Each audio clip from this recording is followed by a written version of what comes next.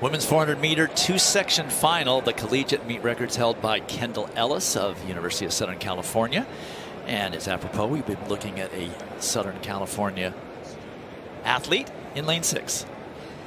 Jantije Ford from USC, 4th best time in the semifinals. And this has been an amazing transition to see in this event at how many different types of running styles are in this two-section final. And that's Britton Wilson from Arkansas, who ran a personal best of 50.88 just 10 days ago at the SEC Indoors, which tied 4th in the world. These women are so well trained for this event. Also, Talitha Diggs from Florida, 10th fastest time in the world in lane 4, chasing everybody. Two-section final. They'll stay in their lanes through 2 turns and then cut for the pole on the home stretch. You could win the title from either of these sections. A little bit of advantage being in section 2 because you get to see how fast they ran in section 1. An early move being made by Kennedy Simon of Texas in lane 3 to try to get that pole position, which she is going to get uncontested. Kennedy Simon had a really nice first 30 meters. And right here in this race, this is where you've got to make sure you don't fall asleep. You can't get lazy. And if you're going to have any kind of a turnover like Diggs is right now, do it on this straight, not up on this curve. Talitha Diggs gets into first position. Oh boy, that's a little bit of contact that might cause a yellow flag, but it is Talitha Diggs leading this first section now. Britton Wilson trying to catch up. She ran well yesterday, 50.98 for Talitha Diggs. That's a personal best for Diggs by a little over 0.3 of a second. And these curves are so tight when you pass. That's why I said try to pass on the straights. When you try to pass on those curves and you are close to anybody, it can get dicey. I'm not seeing a flag on that contact. Right here, Diggs made such a great move on the backstretch, and you've got to make sure you give the person in front enough room. She did. You've got to just stay there. She didn't even slow down. Simon actually had a step on her. Yeah, the block standings are in the ways. I couldn't see what was happening on the bottom part of their feet, but still, Diggs came around that corner like a slingshot and ran really well to the finish.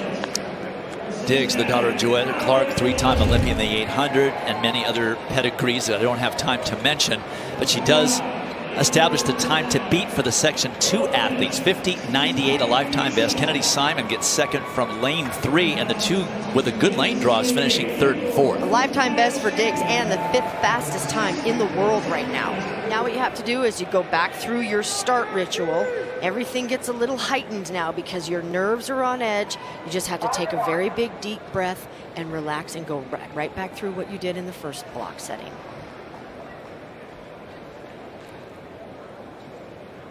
There's how they'll line up. Lauren Gale in 3 from Colorado State. Alexis Holmes, the SEC champion, in 4 from Kentucky. Then Young, then Williams. It's imperative that Cherokee Young get out quickly, and Stacey Ann Williams might help in that endeavor, playing the rabbit to Cherokee Young. Cherokee Young actually got a really nice start, but so did Alexis Holmes. Alexis Holmes had a really nice 30 out of that front blocks, and that sets you up on that backstretch. You re-accelerate up this curve, and now you want to break nice and smooth to the pole.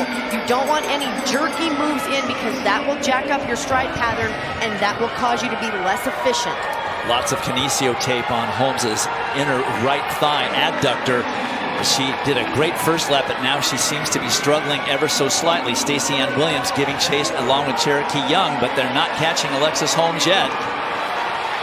50.98 is the time they're trying to beat, but here comes Stacey Ann Williams. It's going to be Williams at the line with the victory, but it's not fast enough to overtake Talitha Diggs. Diggs of Florida will win the NCAA 400-meter title and 10 points to the Florida Gators. Wow. That was a really gutsy race by Stacey Ann Williams. She sat on that backstretch, and when you come off of that final curve, everything hurts. It literally feels like you're towing a Volkswagen. And so it is so imperative to make sure that the front side running mechanics, your knees up, hips up, arms up, are crucial. And look at Williams. in the burnt orange, just the grit and determination on her face, and that run through the line, that was one heck of a lean. You just got to make sure that we hope that Alexis Holmes doesn't hurt anything there, because they'll be looking to put her on a 4x4 later. So the top 2 times come out of the first section, and they were in lanes 4 and lanes 3. Not something you see very often, but Talitha Diggs, the only one under 51 seconds at the meet this weekend. She gets the 10 points for Florida, a tie between, or excuse me, 2 and 3 for Kennedy Simon and Stacey Ann Williams. So 14 for the big. Longhorns, and John Anderson is downstairs with Diggs. You just kept saying, I did it, I did it, I did it. How do we go from not winning at SEC and now we're a national champ? You know, I have to give all glory to God. This was his journey for me. I was just the vessel. I trusted him. I trusted my training.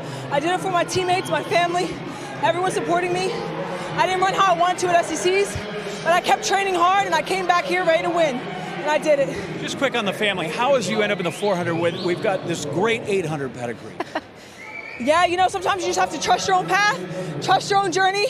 I don't want to run 800, so I got stuck in the sport, but I love it. I embrace it. I'm so blessed. Sometimes half as good can be just, half as far can be just as good. Congratulations, Talitha Diggs, national champ. Go Gators! Gators are on their way, Dwight and Jill.